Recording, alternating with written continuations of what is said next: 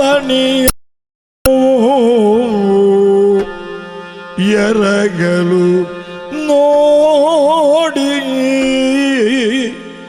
ಬಂದ ದಿವ್ಯವರನ ಕಂಡು ಸ್ವಾಗತಿಸೂತ ಇವೇ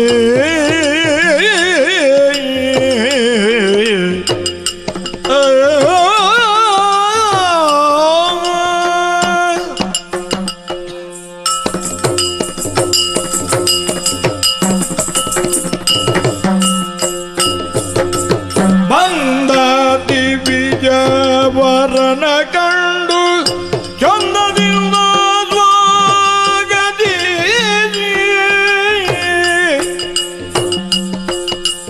ಚಂದದಿಂದ ಸ್ವಾಗತಿಸುತ್ತ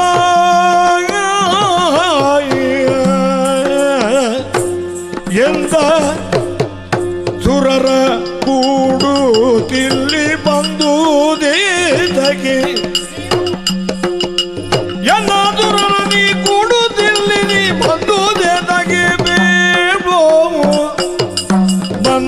ದಿವಿಯವರನ ಕಂಡು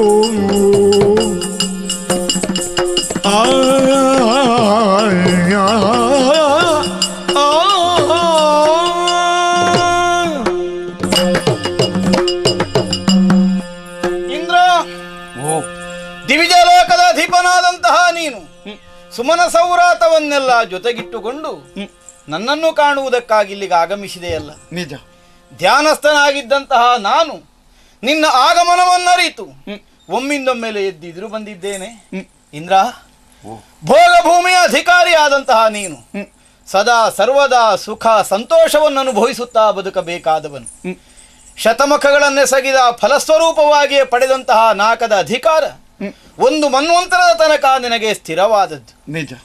ಸುಖಲೋಲುಪತೆಯಿಂದಲೇ ಸದಾಕಾಲ ಕಾಲವನ್ನು ಕಳೆಯುವಂತಹ ಅವಕಾಶವಿದ್ದವನಾದರೂ ಇಂದೀಗ ಅದಕ್ಕೆ ಹೊರತುಪಡಿಸಿದಂತಹ ಸ್ಥಿತಿ ನಿನ್ನಲ್ಲಿ ನಾನು ಕಾಣ್ತಾ ಇದ್ದೇನೆ.